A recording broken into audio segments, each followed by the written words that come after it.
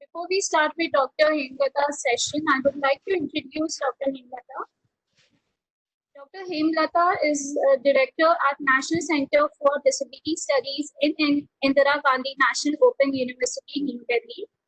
During more than 2 decades of her work in the development and disability sector, she has been involved in training, developing study material, research, guiding and counseling, networking with policymakers and stakeholders at different levels for government, non-government organization, and various ministries in India. She has worked in Rehabilitation Council of India as Senior Program Officer and later on as Project Director.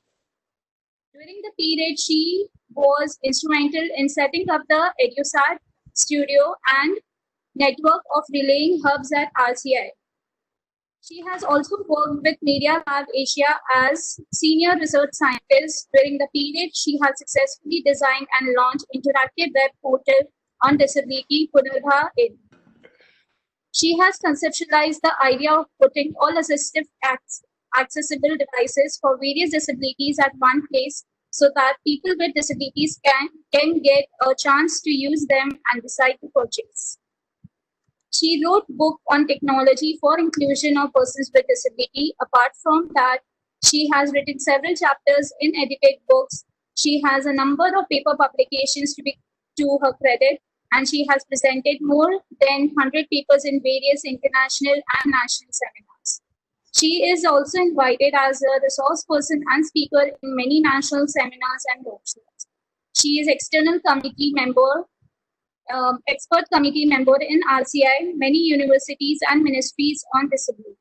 She writes for IGNOU and other universities, SSA and UGC funded projects. Ma'am, we welcome you and over to you, ma'am. Thank you. And first of all, I must congratulate Professor Bhan and SNDT University for organizing this very, need-based program. Right now, whole world is facing COVID-19 and we all are locked down. हम लोगों को कहीं नहीं सकते, हम लोगों का जो नॉलेज है, जो स्किल्स है, उसके लिए हमें बहुत मुश्किल हो रही है, सभी घरों में है। ऐसे वक्त में टीचर्स ने, यूनिवर्सिटी में जो फैकल्टी मेंबर्स हैं और जो हमारे स्कूल के टीचर्स हैं, उन लोगों ने भी एक बहुत बड़ा रोल प्ले किया है।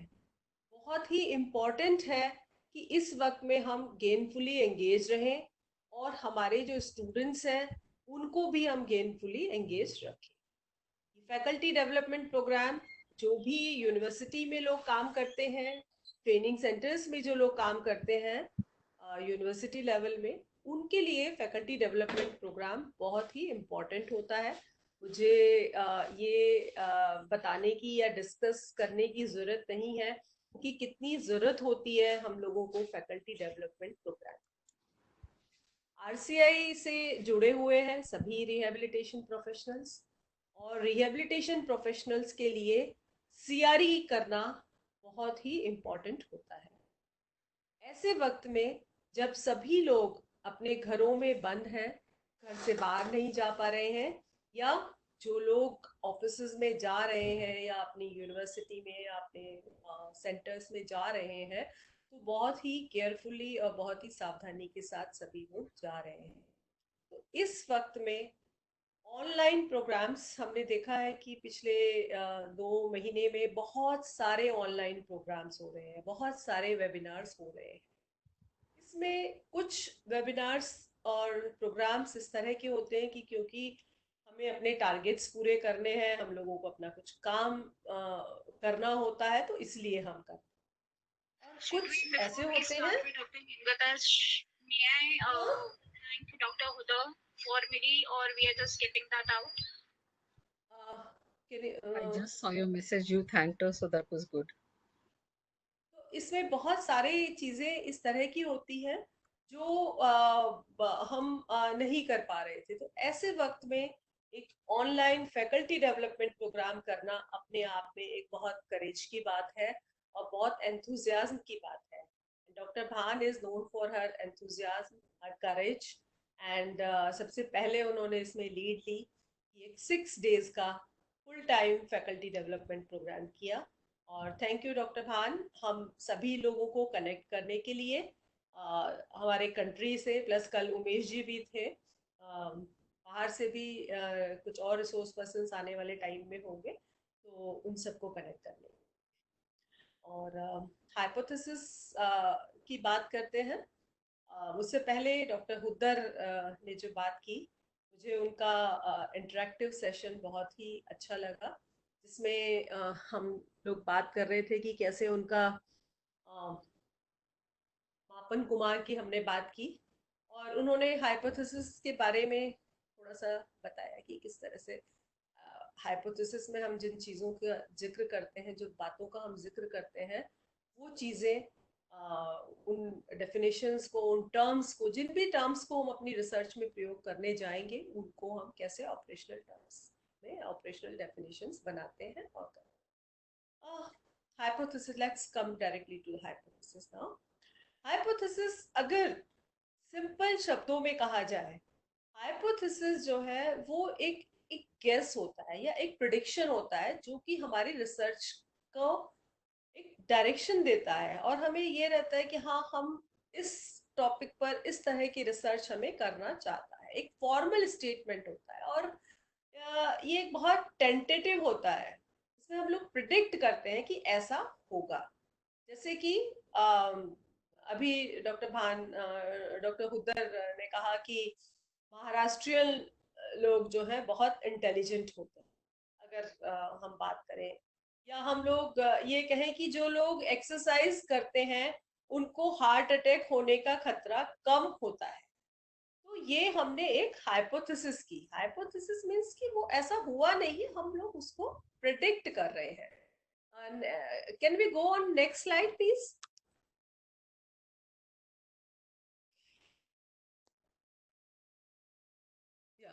तो ये एक फॉर्मल टेंटेटिव स्टेटमेंट है, और हमें हमारी रिसर्च का जो है एक धुरी होती है। ये हमें जो भी हम रिसर्च करेंगे, वो रिसर्च हमारी हाइपोथेसिस के बेस पर ही होगी। हाइपोथेसिस हम कुछ भी जब रिसर्च करते हैं, किसी भी टॉपिक पे रिसर्च करना हम लोग शुरू करते हैं, तो उससे पहले हम एक हाइपोथेसिस बनाते हैं। कुछ हमारे रिसर्च करने के जो हमारे ऑब्जेक्टिव्स होते हैं, उन ऑब्जेक्टिव्स को ध्यान में रखते हुए हम एक टॉपिक लेते हैं, और उस टॉपिक के हिसाब से, ऑब्जेक्टिव के हिसाब से हम एक हाइपोथेसिस बनाते हैं। और हाइपोथेसिस बनाने के बाद हम अपनी रिसर्च प्रॉब्लम पे काम करना शुरू करते हैं। और हाइपोथेसिस पर ही ये बेस होता है कि हमारे रिजल्ट, हमारा किस तरह का रिजल्ट होगा, किस तरह के आउटकम हमारी स्टडी में आएंगे। Can we go on next slide?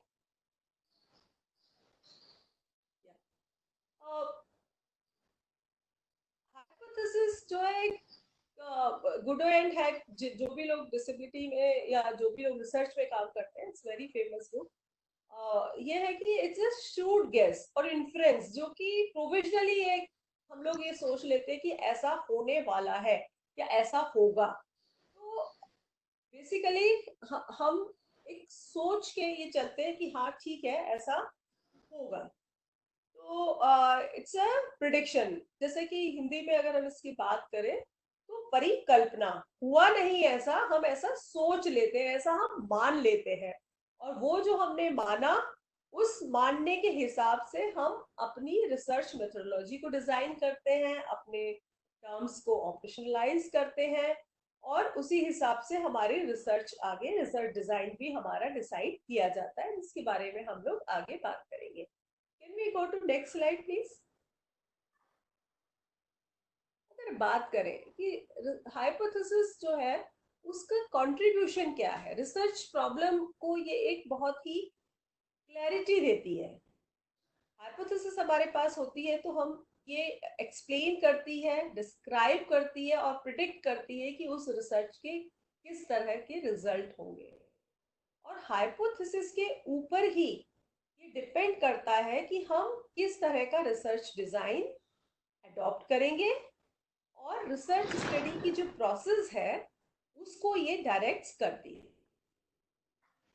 तो बेसिकली हाइपोथेसिस जो है वो किसी भी रिसर्च का सेंट्रल पॉइंट होता है. जब हमने एक हाइपोथेसिस बनाई, उसी के हिसाब से हम सारी चीजें, हमारा डाटा कलेक्शन, डाटा एनालिसिस और वो सभी चीजें उसी हिसाब से होगी और ये उसको फैसिलिटेट भी करता है. Can we go to next slide please? Can we have English and Hindi mix, please, Hemlata ji? हाँ, Can we Hindi have English English mix. and Hindi mix? Okay, That's a okay, problem, you know. Okay. We have mixed crowd. Yeah, please. हाँ, Thank you. मैं कल actually मैं वही देख रही थी, तो मैं इसीलिए I know it's a bit of a pressure, but what to do? Sorry, नहीं. sorry. Yeah. So actually it enables an investigator to start his or her research work. ये एक investigator को उसका research work करने के में सहायक होता है. जब भी किसी researcher को अपनी research करनी होती है, तो सबसे पहले उनको एक hypothesis बनानी होती है. और कई बार क्या होता है कि एक hypothesis बनाने के बाद उनको कुछ दूसरी hypothesis भी formulate करनी होती है. Many times, sometimes they need to formulate another hypothesis, and it leads to interpret results and drawing conclusions related to original purpose. Hypothesis से results को हम interpret भी करते हैं और conclusions को भी हम draw कर सकते हैं. Importance क्या है research में? अगर हम बात करें उसमें hypothesis की importance क्या है, सबसे बड़ी जो बात है वो है कि hypothesis enables the researcher to objectively investigate new areas of discovery, thus helping in theory building.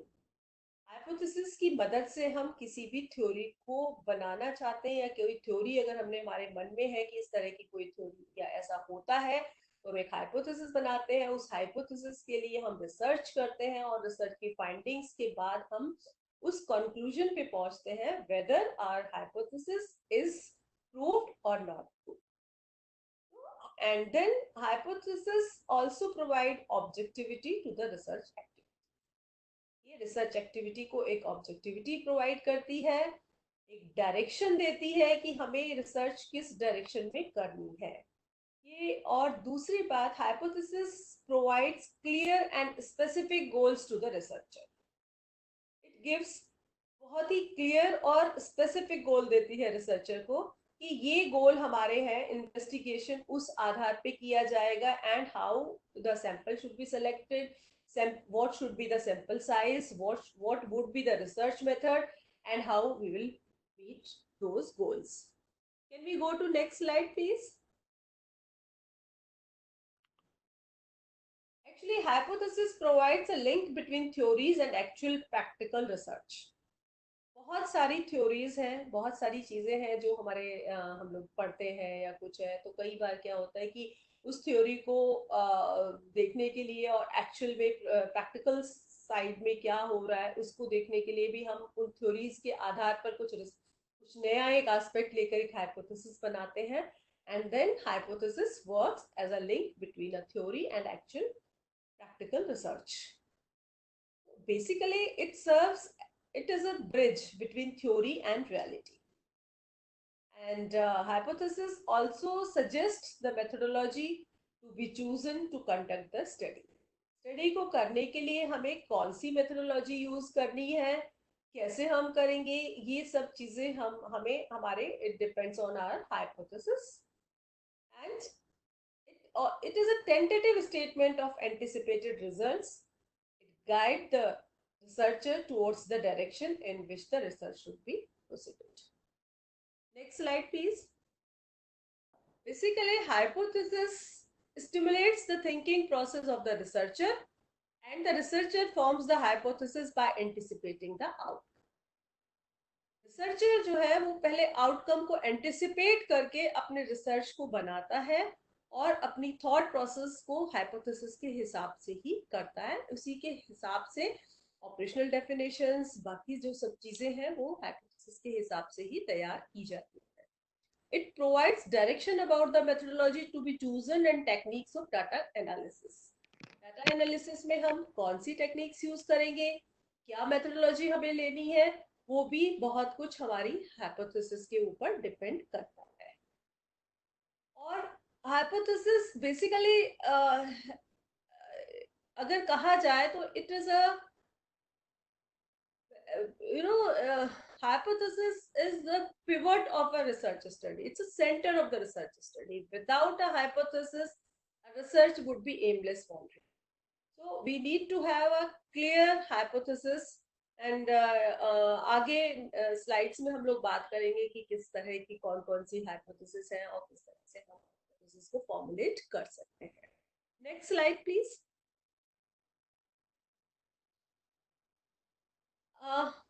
एक अच्छी हाइपोथेसिस में क्या चीजें होनी चाहिए? What all should be there in a good hypothesis? A good hypothesis should have conceptual clarity. बिल्कुल clear, crystal clear होना चाहिए कि हमारी हाइपोथेसिस के जो कॉन्सेप्ट है, किस बात पे हम क्या रिसर्च हम करना चाह रहे हैं, उसकी क्लैरिटी हमारे पास होनी चाहिए. एम्पिरिकल रेफरेंस होने चाहिए, हम रिसर्च बेस हमारी चीजें होनी चाहिए. Objectivity should be there. Specificity होनी चाहिए, स्पेसिफिक होना चाहिए कि हाँ हम किस चीज पर रिसर्च कर रहे हैं. रिलेवेंट होना चाहिए, it should be irrelevant. and then testability.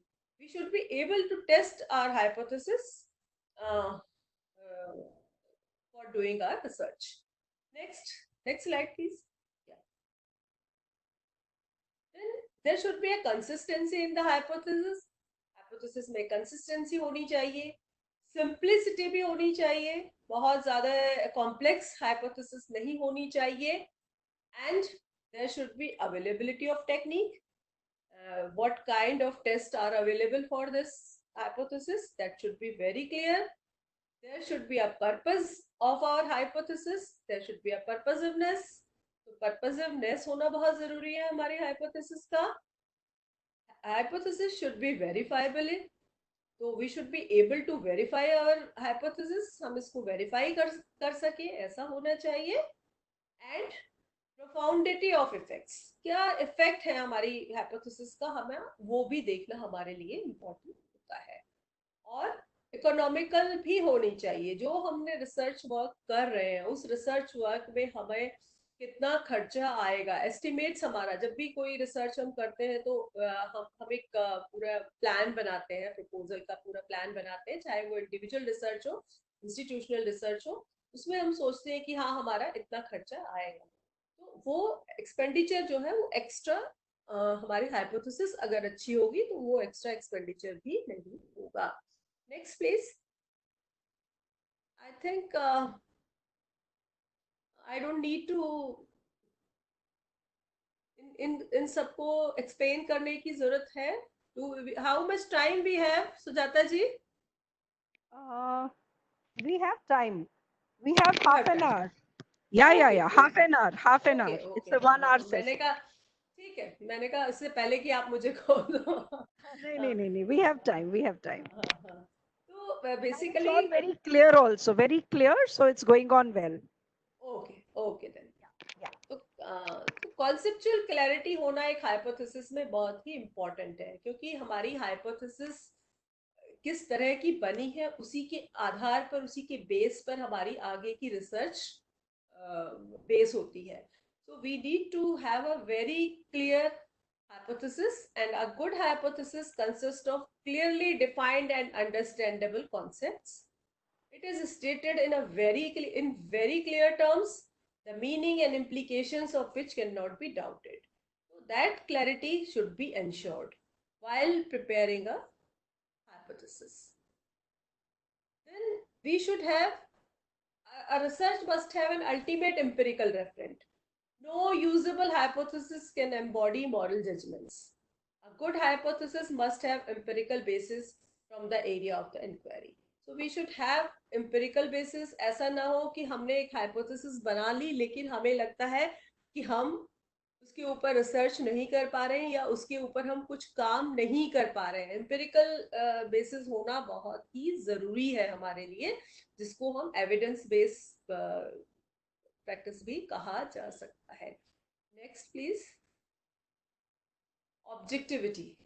Hypothesis must be objective, and ये ऑब्जेक्टिविटी जो है वो डाटा कलेक्शन में भी होनी चाहिए, हमारी रिसर्च एक्टिविटी जो है वो रिसर्चर के वैल्यू जजमेंट से प्रभावित नहीं होनी चाहिए। जैसा कि अभी मैं अस्मिता जी का सेशन भी सुन रही थी, कल मैं डॉक्टर वर्षा गट्टू को भी सुन रही थी, तो काफी सारी चीजें हैं, क्योंकि हम हर कोई, एवरीबडी इज जजमेंटल। ऐसा नहीं है, मैं ये नहीं कह सकती कि मैं बहुत ऑब्जेक्टिव हूँ, मैं जजमेंटल नहीं हूँ। Every researcher has their own value, their own judgements. तो हमें इस बात का ख्याल रखना चाहिए, ये हमें देखने की जरूरत है कि हमारी whenever we are making hypothesis, तो we should take care of the objectivity. Next please. Yes, specificity. A good research hypothesis must be specific, not general, and should explain the expected relation between variables. तो बहुत ही specific होना चाहिए, बिल्कुल इस तरह नहीं, general नहीं होना चाहिए। अस्मिता जी ने बहुत ही विस्तार के साथ and very clearly and with lots of examples she has explained the things about hypothesis. So a good research hypothesis must be specific. And इसका एग्जाम्पल जैसे है कि हम लोग कहते हैं कि अगर हम एक्सरसाइज करेंगे तो स्ट्रेस नहीं होगा। मेरी आवाज आ रही है? Hello hello.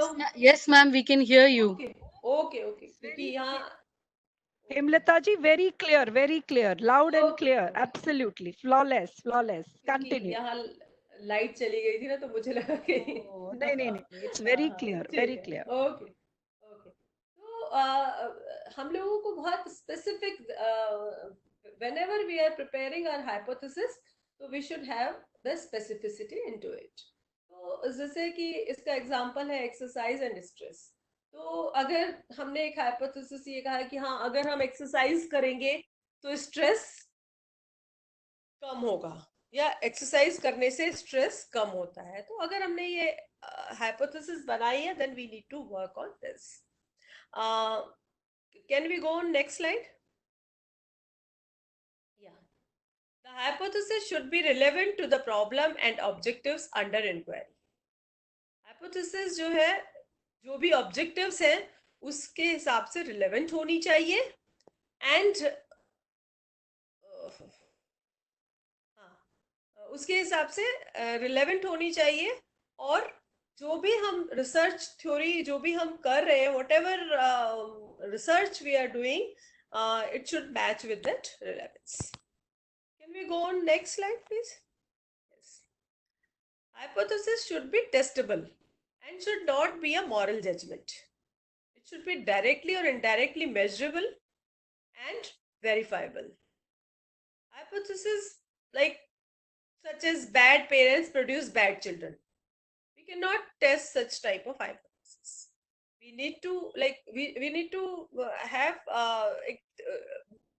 measurable होनी चाहिए, directly or indirectly हमें ये करना चाहिए। Next please. Yes, a testable hypothesis clearly states the manipulated independent variable. ये चीजें हमें करनी चाहिए। Can we go on next slide please? Hypothesis should be consistent with an existing body of theories, research findings and other hypotheses. It should correspond with existing knowledge. Hypothesis में consistency होना बहुत ही जरूरी है। ऐसा नहीं है कि हमने कोई थ्योरी है, हमने उस थ्योरी के हिसाब से हमने हाइपोथेसिस को ही उसके हिसाब से ही रखना है, या हमने उस थ्योरी के अपोजिट में हमने अपनी हाइपोथेसिस को कर दिया है। तो देयर शुड बी कंसिस्टेंसी। तो while preparing hypothesis we should have this simplicity. Hypothesis में सिंपल होना बहुत ही जरूरी है।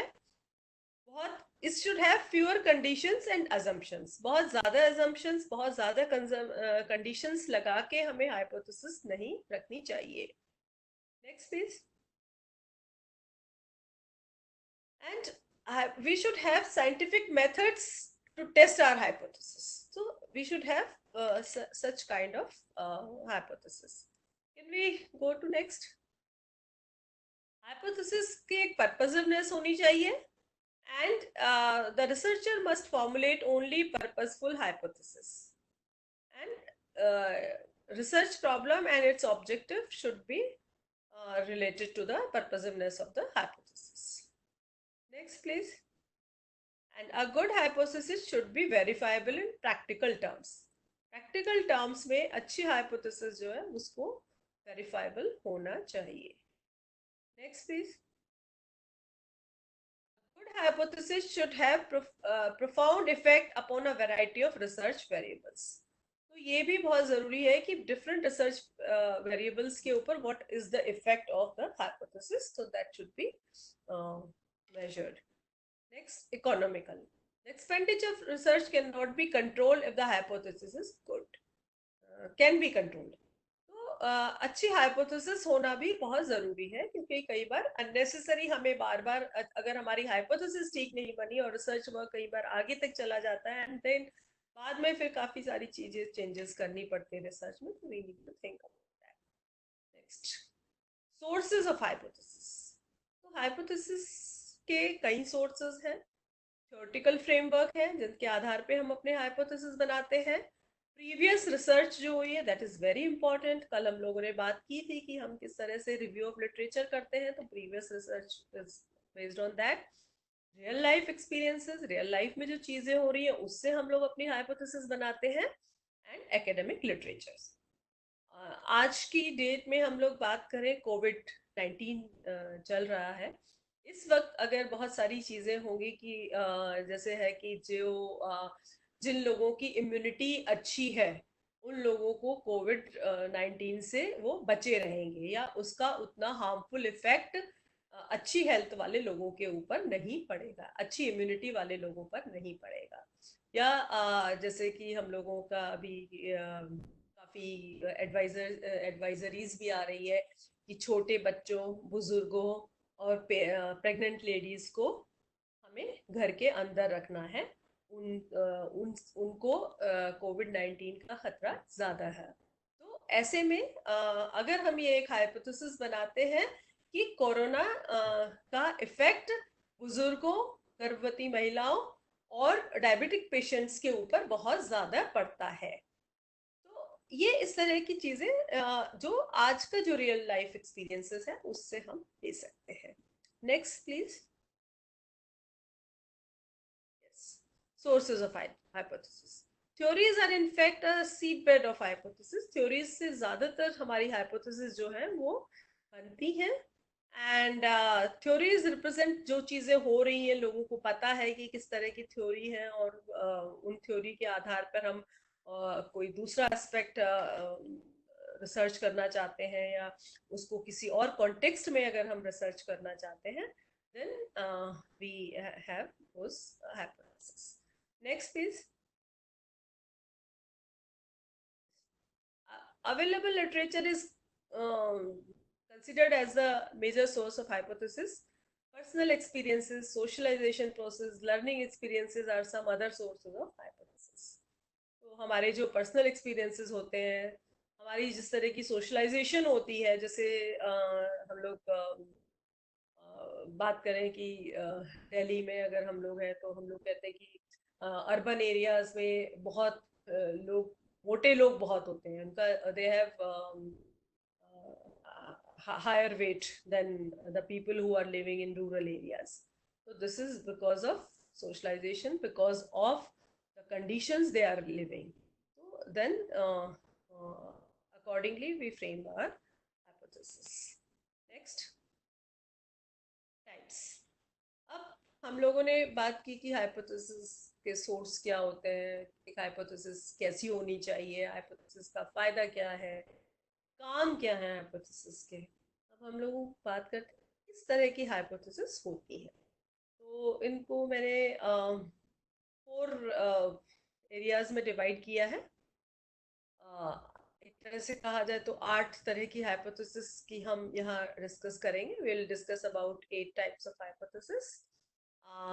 Number 1 is simple or complex hypothesis. Number 2 is associative or causal hypothesis.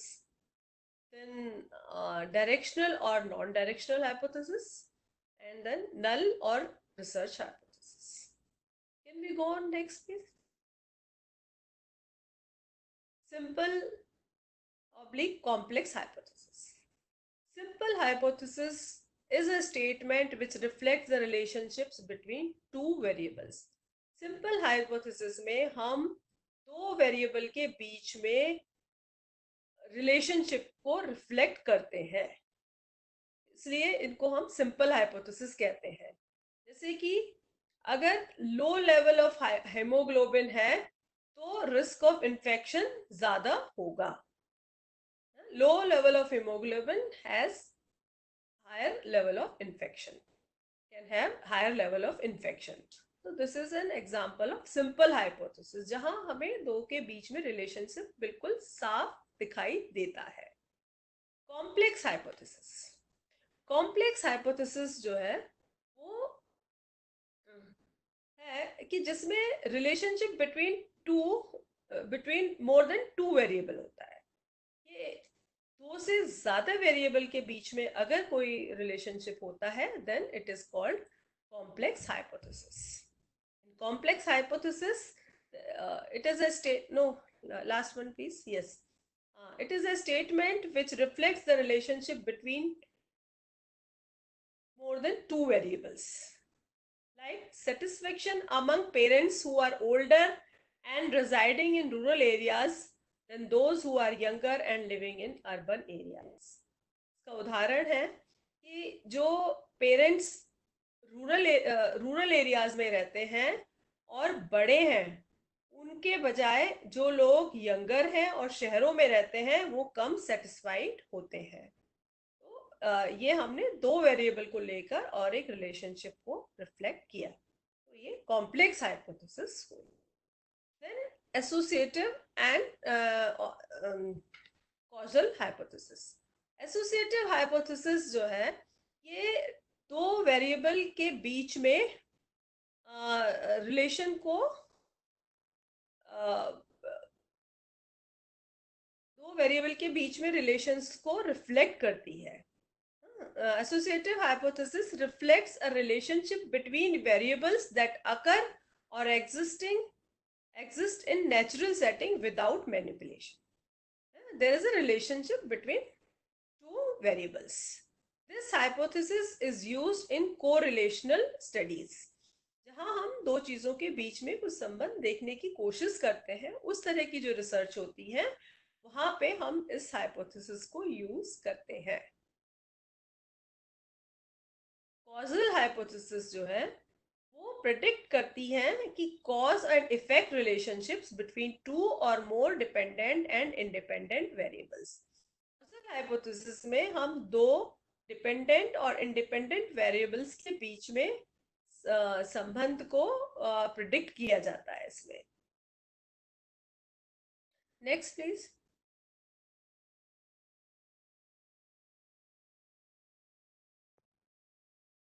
Directional and non-directional hypothesis. Directional hypothesis specifies not only the existence but also the expected direction of the relationship between variables. इसमें जैसा कि इसके नाम से ही हम समझ सकते हैं कि it gives a direction. इसमें सीधा दो वेरिएबल के बीच में संबंध होता है. There is a इसका एग्जाम्पल है, there is a positive experience between years of teaching experience and job satisfaction among teachers. ये जो टीचर्स जो है बहुत सालों से टीचिंग का काम कर रहे हैं उनमें जॉब सेटिस्फेक्शन ज्यादा होता है और पॉजिटिव एक्सपीरियंस होता है. तो यहाँ पे हम बात कर रहे हैं कि पॉजिटिव एक्सपीरियंस, तो हमने एक डायरेक्शन दिया कि हाँ वो पॉजिटिव है. या तो इसमें हम किसी भी चीज को there is a direction. In this there is a specific direction. Then non-directional hypothesis. Non-directional hypothesis reflects relationship between two or more variables, but it does not specify or anticipate direction. It doesn't say, ये नहीं कहते हैं non-directional में, ये नहीं कहा जाता कि पॉजिटिव रिलेशन है या नेगेटिव रिलेशन है. इसमें ये कहा जाएगा कि there is a relation between years of teaching experience and job satisfaction among teachers. इसमें कुछ भी नेगेटिव या पॉजिटिव कोई भी डायरेक्शन नहीं दी जाती है. तो जब हम कुछ भी रिसर्च का टॉपिक लेते हैं तो वी नीड टू डिसाइड कि हम अपनी स्टडी किस तरह से करना चाहते हैं और उस स्टडी में हम डायरेक्शनल करना है, नॉन डायरेक्शनल करना है, ये सब चीजें हमें डिसाइड करनी होती. Next please. Next slide. Yes. Null/research hypothesis. Null hypothesis is also known as statistical hypothesis and is used for statistical testing and interpretation of statistical outcome. Statistical outcome और उसके interpretation के लिए हम null hypothesis को लेते हैं और ये in this hypothesis it states the existence of no relation between the independent and dependent variable. इस hypothesis में dependent और independent variable के बीच में कोई भी relation नहीं होता है. जैसे इसका example है, there is no relationship between smoking and incidence of lung cancer. मतलब अगर किसी को लंग कैंसर है तो इसका स्मोकिंग से कोई भी मतलब नहीं है. स्मोकिंग करता है नहीं करता है इस बात का कोई इम्पैक्ट नहीं होता है. But when we talk about research hypothesis, it states कि इस दो या दो से ज्यादा वेरिएबल के बीच में कोई संबंध है. तो इसी एग्जाम्पल को अगर हम लेते हैं तो then there is a relationship between smoking and existence of lung cancer. So then it is a research hypothesis. Next please. Formulation of hypothesis. अब हम hypothesis को कैसे formulate करेंगे? Hypothesis बनाते वक्त हमको deductive approach को हम use करते हैं. Commonly usually हमें deductive approach use करी जाती है. And we use deductive approach in formulating a hypothesis, and hypothesis is usually derived from a theory or then there are variables in the hypothesis that are operationally defined and data are collected based on the operational definitions. Then in short, quantitative research moves from an abstract to concrete, and theories serve to integrate and explain the observation or data by the researcher. तो जब हम formulate करते हैं hypothesis तो हमें कई सारी चीजों का ध्यान रखना पड़ता है. Next, can we go to the next slide please?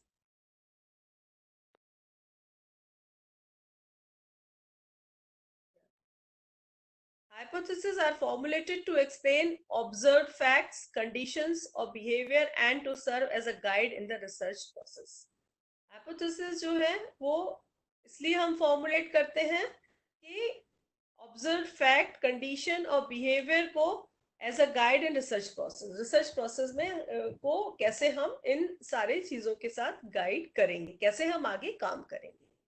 The statement or tentative generalizations which constitute hypothesis are partly based on facts and explanations and partly conceptual formulation of hypothesis.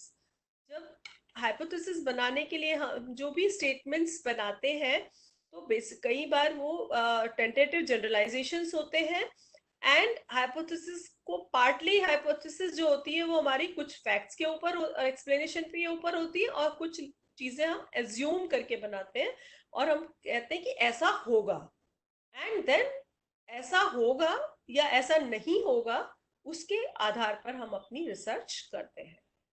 Next please. Testing of hypothesis.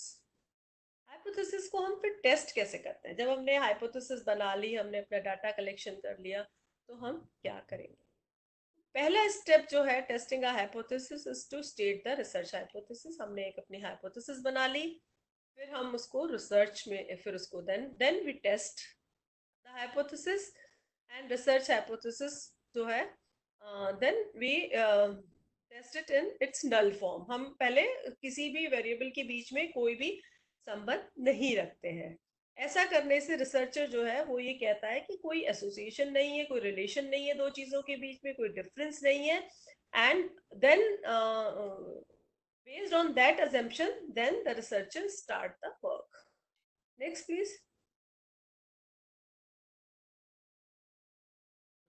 In the third step an appropriate statistical test is chosen. फिर हम एक appropriate statistical test use करते हैं. Then the researcher decides about a level of significance at which the hypothesis is to be tested. उसके बाद हम लोग level of significance देखते हैं कि जिस आधार पर हम hypothesis को test करेंगे, and then level of significance is selected to indicate how seldom something must have happened before it can be viewed a rare event rather than a chance occurrence. तो जब हम level of significance देखते हैं तो उसमें हम ये देखते हैं कि कोई भी जो इवेंट हुआ है, जो कुछ भी एक्टिविटीज या कोई भी कुछ हुआ है, तो then it is not a chance of occurrence, बल्कि वो एक रेयर इवेंट है। तो इस तरह की चीजें हम इसमें करते हैं। Next please. Conventional statistical defines rare by using this level of significance. And the most common level of significance used by quantitative research is 0.05. जब भी हम कोई भी रिसर्च क्वांटिटेटिव रिसर्च करते हैं तो लेवल ऑफ सिग्निफिकेंस जो है वो 0.05 लेवल का मोस्ट कॉमनली जो आता है। और इसका मतलब है कि रिसर्चर जो है वो ये एक्सेप्ट करने को तैयार है कि जो रिसर्च स्टडी जो की जा रही है 95% चांस है कि रिसर्चर जो है वो करेक्ट होगा एक इन रिजेक्टिंग अ फॉल्स और नल हाइपोथेसिस, लेकिन एक 0.5% चांस ये भी हो सकते हैं कि रिसर्चर रॉन्ग था और उसने एक ट्रू और नल हाइपोथेसिस को रिजेक्ट कर दिया। It means that the researcher is willing to accept the fact if a study is conducted, there would be a 95% chance that the researcher would be correct in rejecting a false null hypothesis, but there might be also a 5% chance that the researcher was wrong and actually rejected a true null hypothesis. So next, can we go to the next?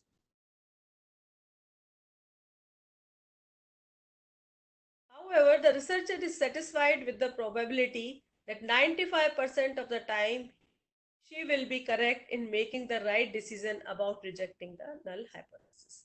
हालांकि researcher जो है वो satisfy होता है इस probability से कि 95% of the time वो ठीक है कि उसने राइट डिसीजन लिया है कि नल हाइपोथेसिस को उसने रिजेक्ट किया है। ज्यादातर रिसर्च स्टडीज में ये होता है।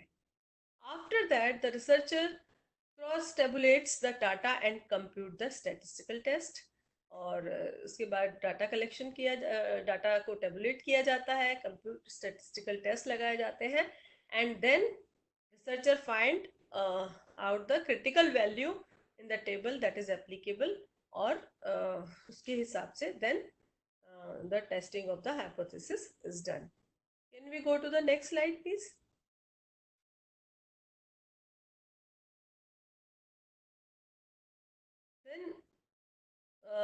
Then researcher sees what is the level of significance, whatever level of significance he or she has selected, then the value is found in the table, and the finally researcher takes decision about either rejecting or non-rejecting the null hypothesis.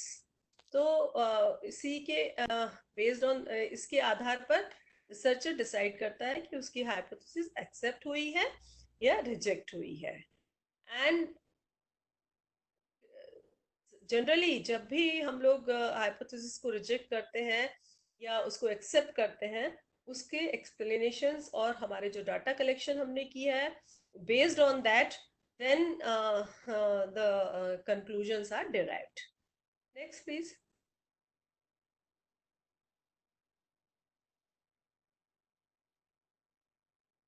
और अगर null hypothesis मेरी आवाज आ रही है आप लोगों को? Hello?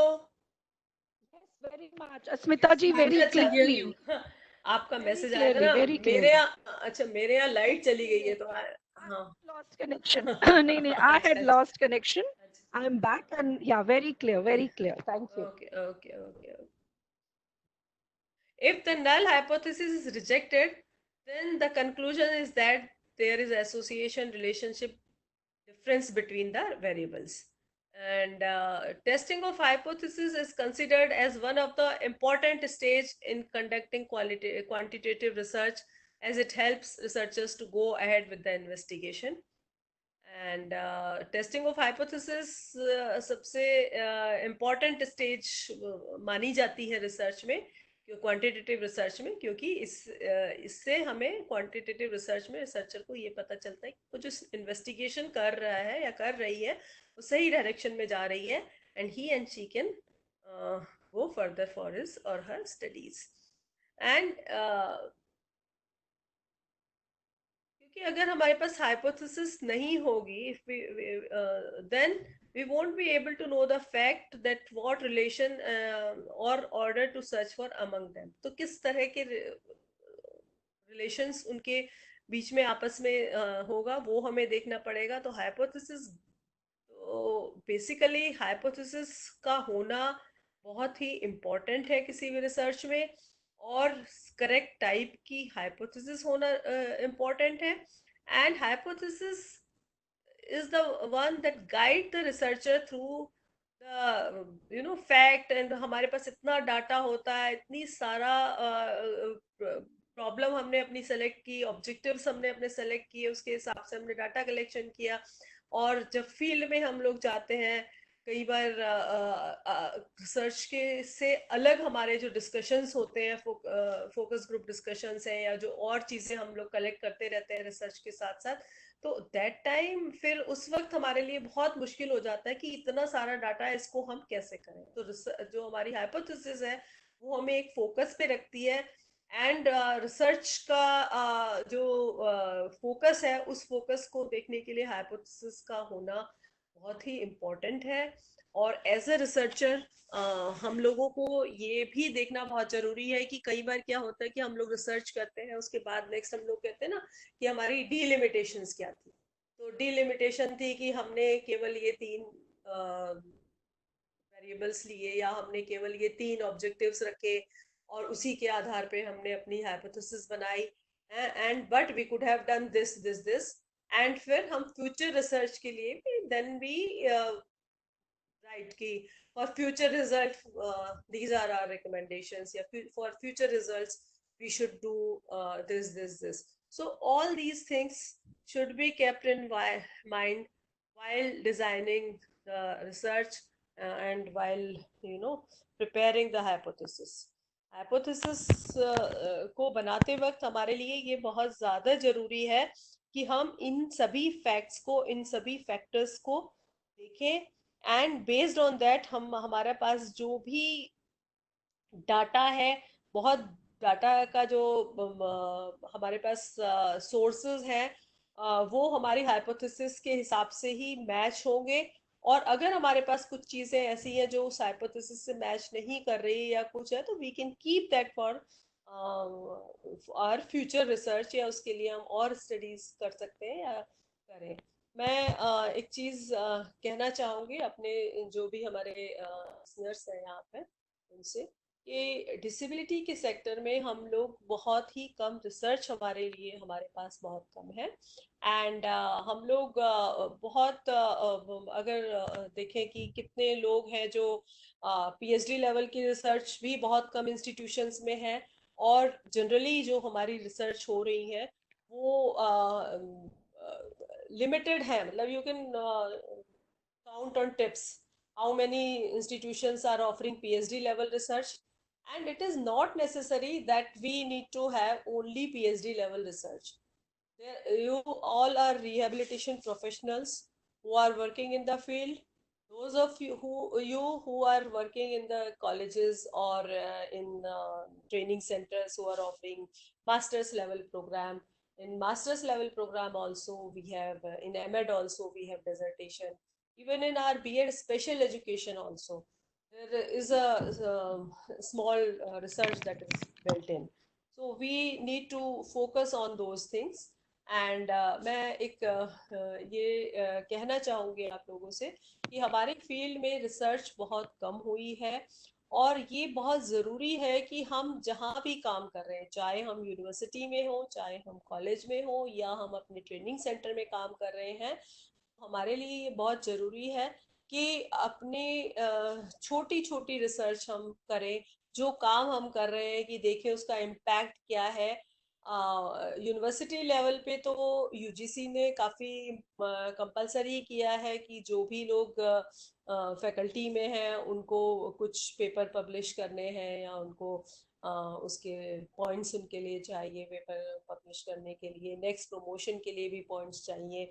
या तो आरसीआई ने भी अपने सीआरई पॉइंट्स में चीज रखी है कि आपको सीआरई पॉइंट्स मिलेंगे अगर आपने कोई रिसर्च पेपर पब्लिश किया है या आपने कुछ रिसर्च किया है, तो ये जरूरी है। और रिसर्च कोई ऐसी चीज नहीं है जिसको जो कि हम ये सोचें कि ये केवल कोई प्रोफेसर ही कर सकता है या कोई यूनिवर्सिटी में ही हो सकता है। आप जिस लेवल पर भी काम कर रहे हैं उस लेवल पर जाकर आप रिसर्च को कर सकते हैं।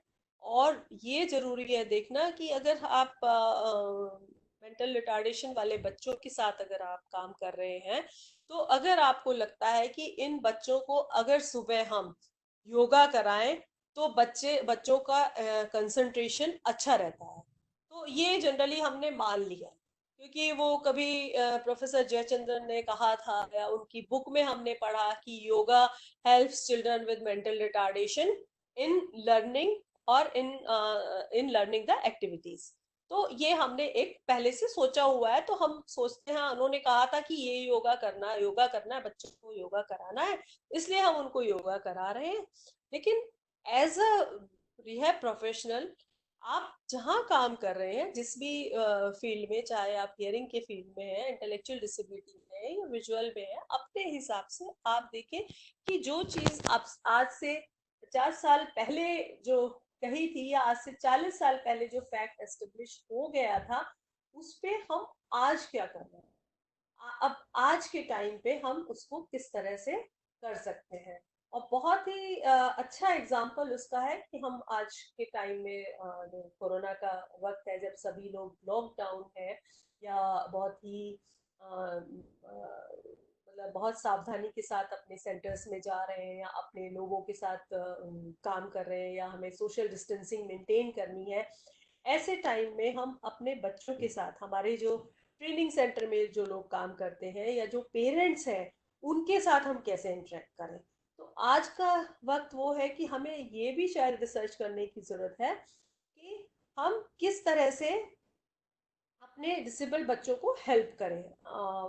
अभी हम यहाँ दिल्ली में देख रहे थे, कल एक प्रोग्राम था जिसमें वो बच्चों को और पेरेंट्स को dance movements through this zoom के माध्यम से, या जो हम आज आप लोगों के साथ इंटरेक्ट कर रहे हैं, इसी तरह के सोशल मीडिया के माध्यम को इस्तेमाल करके वो डांस सिखा रहे हैं।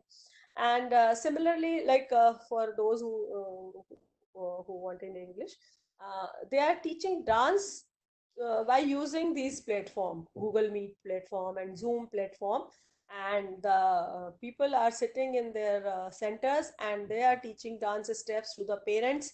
And there are centers who are, giving daily, every day they are giving some tips to the parents how you need to take care of your deaf child. And through sign language they are teaching their parents. तो ये इस तरह की चीजें हैं कि जो हमने आज की नीड के हिसाब से इस वक्त क्या जरूरत है उसको देखते हुए हमने ये चीजें किया है। तो we need to think about this, and as a professional we need to think कि हमारे फील्ड में किस चीज की जरूरत है और अगर आपको कुछ ऐसा लगता है कि मैंने कुछ किया, कोई कुछ ऐसी एक्टिविटी की या मैंने कुछ ऐसा किया जो मुझे औरों के साथ शेयर करने की जरूरत है, तो बेहतर होगा कि वो चीज आपने अगर एक बार की है तो केवल एक बार करने से हम उसको सबके साथ शेयर ना करके, अगर हम उस तरह के 4-5 बार उसको, या कुछ 10, अगर केस स्टडी है तो हम 5 केस स्टडीज ले लें, या हम कुछ केस स्टडीज के बेस पे, मतलब we should have some evidence before sharing it with others. और अब हम 6 दिन का जो हमारी ये वर्कशॉप हो रही है, 6 दिन का जो फैकल्टी डेवलपमेंट प्रोग्राम है, इसमें हम रिसर्च के अलग अलग एस्पेक्ट के बारे में बात कर रहे हैं। जैसे कल हमने बात की कि कल का सेशन में अटेंड कर रही थी कि किस तरह से हमें रिव्यू ऑफ लिटरेचर करना है, तो कैसे हमें देखना है कि किस किस तरह की रिसर्च हुई है, क्या होना है, तो उससे हमें पता चलता है कि किस तरह की रिसर्च हुई है, क्या फाइंडिंग्स उनकी आई। उसके बाद हमने देखा कि हम जो काम कर रहे हैं उस तरह की रिसर्च में उन्होंने एक एस्पेक्ट देखा था, हम जो काम कर रहे हैं उस एस्पेक्ट में हमें कैसे काम करना है। And then based on that we need to formulate our hypothesis. Based on that hypothesis we can do the research, and apart from that, those of you who are doing your med, or those of you who are doing your PhD, you can take help from this. So I think with this I'll end my session, and thank you. Thank you so much, Hemlata ji. Thank you. Yukti, are you there? Yukti, you say the formal thanks, then I'll add. Thank you so much, ma'am, for giving us clear understanding of how to use hypothesis in our study, and the importance of hypothesis. Thank you so much, ma'am, for wonderful session. Thank you.